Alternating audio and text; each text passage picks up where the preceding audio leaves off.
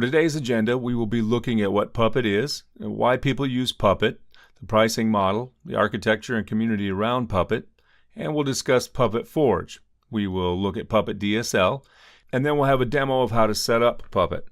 Now let's look at what Puppet is. Puppet is basically a configuration management tool. When we talk about configuration management in terms of servers, when you have a lot of them in a data center or in an in-house setup, you will want to keep your servers in a particular state. Now, when you have 10 servers, it's easy to do that using a script or going into each of those servers manually. But then when you have a lot of servers, say more than 50 or 100, it's not possible to do that manually. In those scenarios, a configuration management tool comes to the rescue. The configuration management tool is a tool which either runs in a client mode or a client-server mode, and it's got some configuration language wherein you specify what your state of the system would be. Now let's take an example of a simple web server. Let's say you're running 100 web servers. So essentially what a configuration management tool would do is it would take an input from you, and that input could be a file that has code in it. In that code, you will define how the website will be installed and running. You'll feed that into your configuration management tool. The configuration management tool will then take that as an input. It will process it and execute that code on all 100 servers to make sure that the web server is installed and running. Now, in this case, the configuration management tool will run continuously or in specific intervals, either in the client-server mode or the solo mode. It will not contact the server. And it will make sure that the state you have specified in your code is maintained. Now, in addition to managing server configuration, it is also used by a lot of people in deployments. People use Puppet as a deployment tool in their infrastructure because they don't want to use two tools, one for configuration management and the other for deployment. So that is the motivation for using Puppet as a deployment tool. People also use Puppet as a provisioning tool. So there is a Puppet Labs AWS module, which is available on GitHub, and that is from Puppet Labs itself. There's a link for that. It helps you to provision instances and other things on Amazon Web Services. Now let's have a look at why Puppet as opposed to another configuration management tool. One of the main reasons for using Puppet is that it has an easy programming language. There's a DSL, which is just like plain English. You don't have to actually learn a programming language. It's just like simple English. It's open source, and though there is an enterprise version as well, the open source version will suffice for most common needs. Now, I've seen the implementation of both versions, and you have the same functionality without the cost. The community around Puppet is very good. It's essentially the Ruby community who initially started using Puppet. And you'll find most of the common issues have already been resolved on Stack Overflow. There's also a good collection of open source modules available. You'll find over 4,600 modules, and Puppet is easy to deploy and manage. So people can easily get Puppet up and running with simple packages which are available for almost every operating system. Now let's have a look at the pricing model for Puppet. The most popular version and the most widely used version is Puppet Open Source. So it's freely available, and there are packages available on app.puppetlabs.com or yum.puppetlabs.com. And these are free to install and free for life. The only downside is you don't get any support and you have to update it manually. The enterprise version is available for a price depending on the size of your organization, and you have to get a quote from Puppet Labs. The enterprise version has extra features, but they're only required for an interface class setup. Looking at the architecture, Puppet is pretty much a client-server architecture. The clients communicate with the Puppet server or SSL. So you need to have self-signed SSL certificates because obviously you're not going to buy certificates for your internal communication. The certificate is signed by the Puppet Server Certificate Authority. So Puppet internally packs a certificate authority, now which you can utilize to sign certificates from the client. So when the initial installation takes place, you have to sign all of your clients. You can set Puppet on auto-signing mode, but that's not really safe. On the client side, you've got the agent running all the Puppet clients and factors. So factor is an information collector that sends information from all the clients to the server. Puppet agent is the agent that communicates continuously with the Puppet server. You can set up an interval for communication of the Puppet agent with the server. On the server side, you've got a lot of things. You've got environments, so you can have multiple environments managed by a single Puppet server. Those are basically defined on a directory layer, and you've got the etc Puppet Labs environments folder where you can define environments. You've got in-build certificate authority, which allows you to have assigning authority, which assigns all the certificates of the clients, only after which the clients can talk to the Puppet server. You have manifests, templates, modules, and files, which we will talk about in the next slide. Now basically, the manifest is the actual code which configures the client. The modules are full-fledged bundles, which include manifests, templates, and files. Templates are configuration files which are created on the fly based on the client configuration. So let's say there's an Apache server you want to configure. The apache.coms will be saved as a template inside the module. Then there are files which are static files. Say you want to serve out the index.html as a static file. On your Apache servers, you can store that inside the files folder inside your module. Now let's have a look at the Puppet community. The Puppet community is a rich community of a lot of people. Officially, there is no count. But counting the various channels where people collaborate, there are a little over 2,900 committers to GitHub projects who are directly or indirectly associated with Puppet Labs. There are 4,893 modules on the official Puppet Forge. These include modules from the Puppet Labs and also from open source contributors to GitHub. So that's nearly 5,000 modules of ready-made code available on the Puppet Forge. So before you write any code for Puppet, you can check to see if it's already been written by someone. Now there's a mailing list which has 6,588 participants. Apart from this, on Slack Overflow you have a big tag of Puppet Labs and Puppet, which gives you a list of only Puppet questions. That's a good playground for you to interact with people who are already using Puppet and who are contributing and helping others. Now let's have a look at Puppet Forge. So Puppet Forge is a GitHub client for a repository which is hosted by Puppet Labs. It has almost 5,000 modules of Puppet code. So these are both Puppet Labs and community contributed. The best thing about this is that they're easy to customize. So when you have a requirement for anything you're doing with your infrastructure, you can just grab one of those 5,000 modules, and then you can customize it according to your needs. One of the other benefits is they have built-in tests, so they follow all of the best practices. Now, if you write your own module, you also have to write your own tests, and you have to spend extra time writing best practice code. All of that has been taken care of, and you can just download any one of those and customize it according to your needs, and you're good to go. So that's the benefit you get from such a large community where people contribute to the modules and the code and share with the community. The Puppet DSL. Puppet DSL is a Puppet domain-specific language. It's the Puppet's primary programming language. It's just like plain English, and you don't really need to be a programmer to write code in it. It's kind of a subchild of Ruby because it approaches and uses is equal to and greater than marks to define things. So it's very easy to learn. You can specify packages that you want to install. You can specify services to be managed. You can do things based on the operating system that you have. So we'll be writing a small Puppet module which will be using this Puppet DSL. We will do that after we install the Puppet server and the client. And then we will write a simple Puppet module to show how to use the Puppet DSL. Let's have a look at the demo we are going to do. So you will be setting up the machines using sudo DNS because we want to have a resolvable DNS. Because only by having a resolvable DNS can we use Puppet, because Puppet uses the SSL certificates. Now we'll be installing the Puppet server and the client. We'll be signing the certificates of the client on the server side. And then we'll proceed with writing an NTP module, which we'll be using for installation of NTP on the client. And then we'll look at the Puppet programming language, or DSL. Now, we are going to look at a demo here. So we will be setting up the machines. We'll set up a sudo DNS locally because Puppet requires a fully qualified domain name in order to run, since there is a certificate communication taking place here. We will be installing the Puppet server, the Puppet client. We'll be signing the certificate, and finally we will write an NTP module and make it run.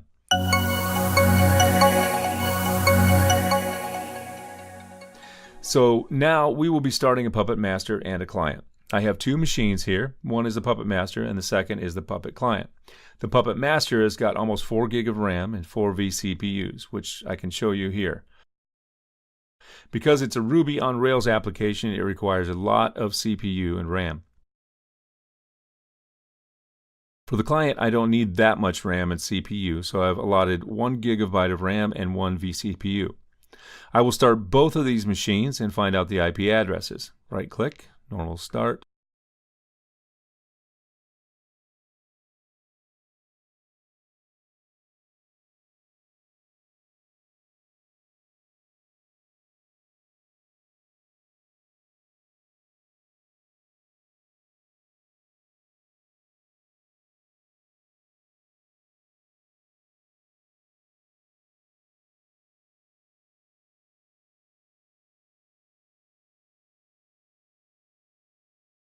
Both of these machines are starting up.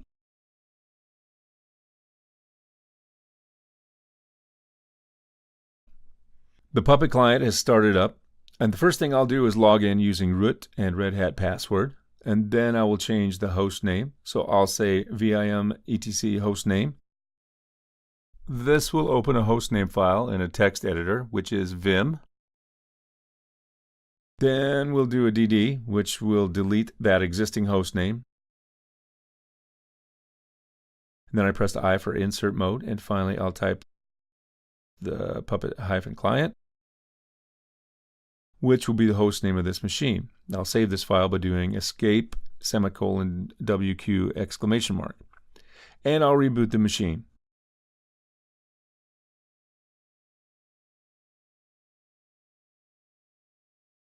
Similarly, going to the Puppet Master, I'll say root Red Hat. I'll open the hostname file.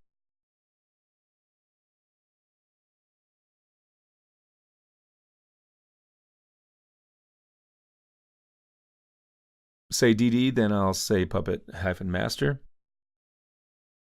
I'll save this file and reboot the machine for the hostname change to take effect. The hostname change does not take effect unless you reboot the machine.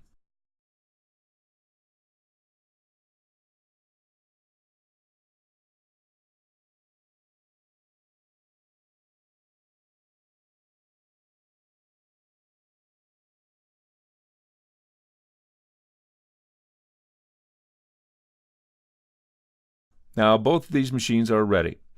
I'm going to find out the IPs and use the Mac terminal to log into these.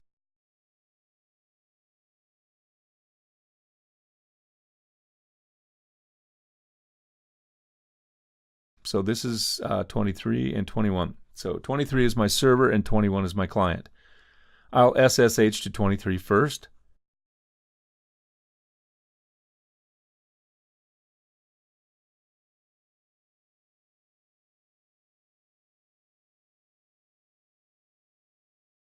Now, in order for the Puppet Master to be installed, I need a fully qualified domain name here and a fake DNS, which means a fully resolvable DNS name.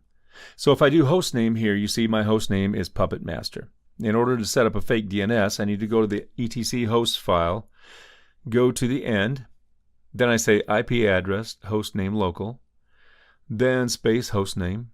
Now, this is one of the techniques which makes the Linux server believe that there's a fully qualified domain name on this machine. I'll save this. Then I do a host name -f. You see it has a fully qualified domain name now. So now we will be downloading the Puppet Labs repository for Ubuntu 16.04, which is Xennial.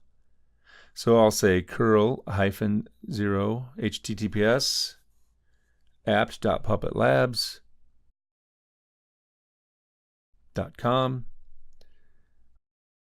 /puppetlabs-release -pc1 -xennial.deb. You can see there's a Debian file which has been downloaded here. I will import this using the dpkg command. So I'll say dpkg-i puppetlabs-release -pc1 -xennial.deb.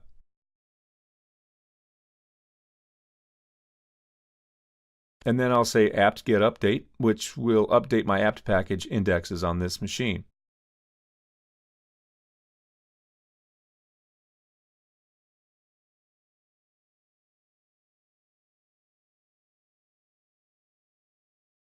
And now I'll install the Puppet server. So I'll say apt-get install puppet-puppet server-y.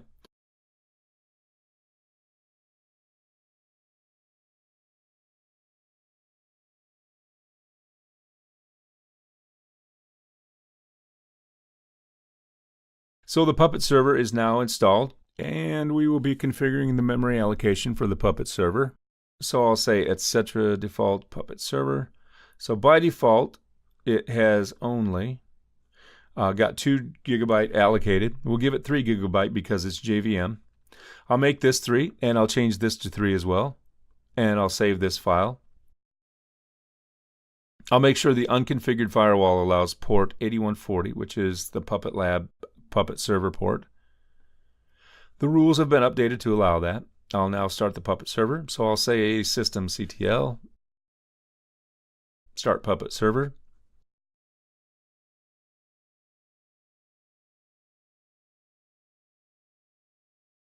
It takes some time because it's a JVM, so it takes a couple of minutes to start the Puppet server.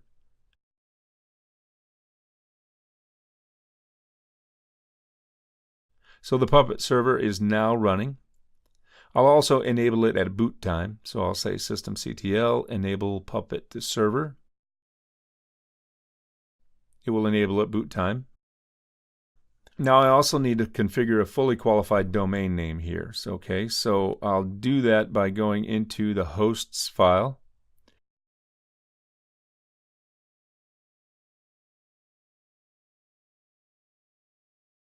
I'll go to the end and I'll say 192.168.1.23 and then puppet-server.local and then puppet-server.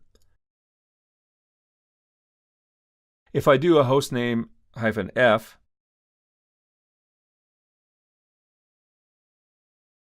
put -master.local because the current hostname is puppet-master. So the trick is to have the hostname.local in front of the IP address in the host file.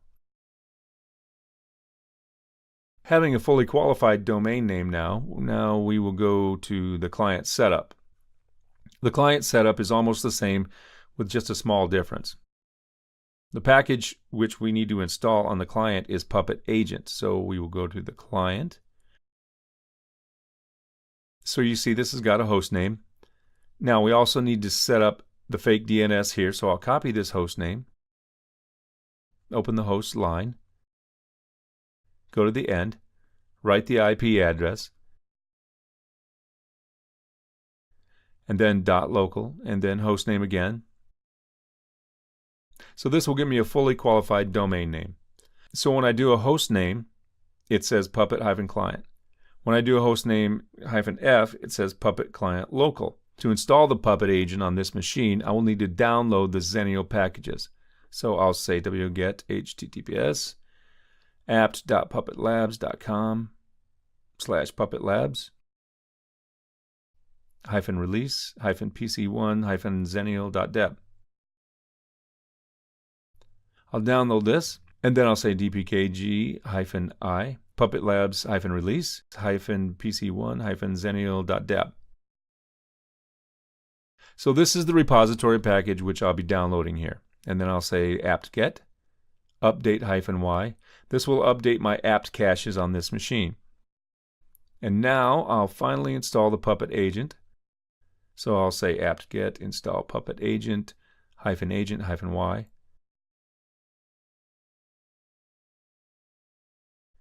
Now the Puppet agent is here. I'll start the Puppet agent and I'll enable it at boot time. So I'll say system control, start Puppet, then system control, enable Puppet. Now Puppet is enabled. Now we have set up the fully qualified domain name on the client and the server, but each of them should know each other. So we'll have to do a cross-certificate host mapping. So we will be copying the host file entry of the client and adding it to the server. So I'll go to the etc hosts on the server side. Go to the end, paste it there. Okay, and I'll be adding the entry of the master on the client side.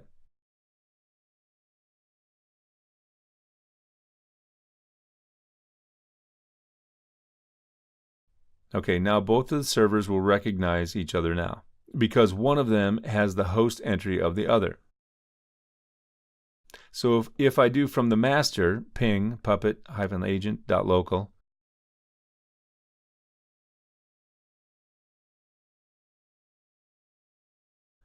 if I ping the agent from the server,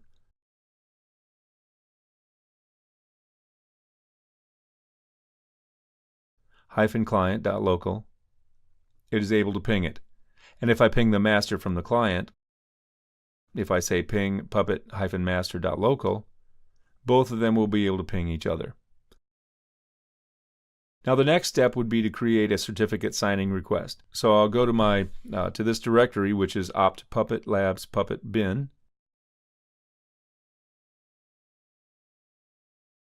and I'll say puppet agent -t -server is equal to, and I'll give the fully qualified domain name of the puppet master. Then I'll say -f. When I do this, it will create a certificate signing request, you see. Now, if I go to the server and I do an opt, I'll check and see how many certificates are pending to be signed.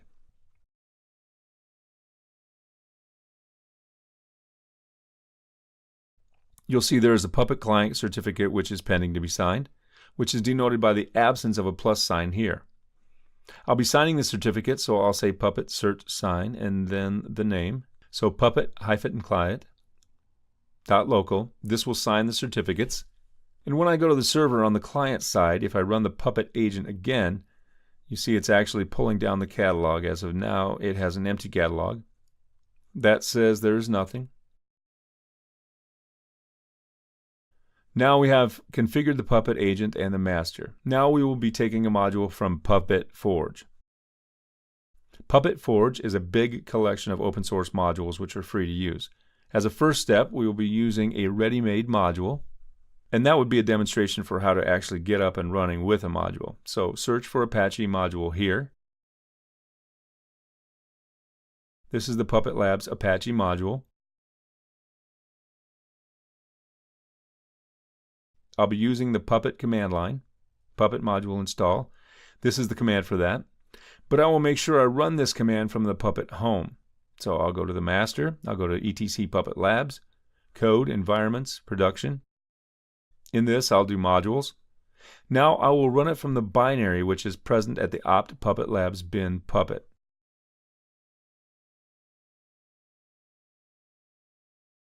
And then module install. Puppet Labs-Apache, and then this version.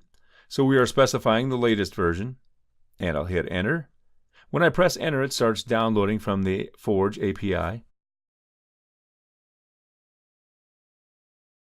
So you see the module is downloaded in addition to the dependencies. So there is concat, stdlib, and Apache. So now I'll go to a folder here which is one level up called manifests. So this is the file here, etc Puppet Labs code environments production manifests. So in this there's a file which I'll be creating called site.pp. The site.pp will specify, and this is the main controller of how the infrastructure looks. In the site.pp, I specify that I want puppet-client.local node to have the Apache module included. I'll save this file, and the only thing I need to do now is, since all is set on the server side, I need to go to the client side and run Puppet agent. It will automatically download the Apache module and compile it, and then make sure the server is in a state. So when I press enter, we see a lot of output. It tries to configure Apache on this machine, and done.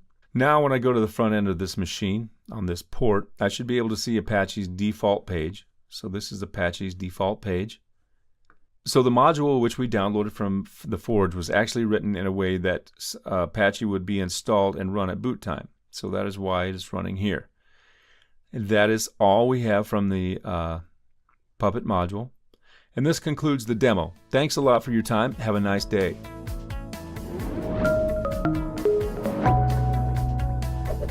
Hey, want to become an expert in cloud computing? Then subscribe to Simplilearn's channel and click here to watch more such videos. To nerd up and get certified in cloud computing, click here.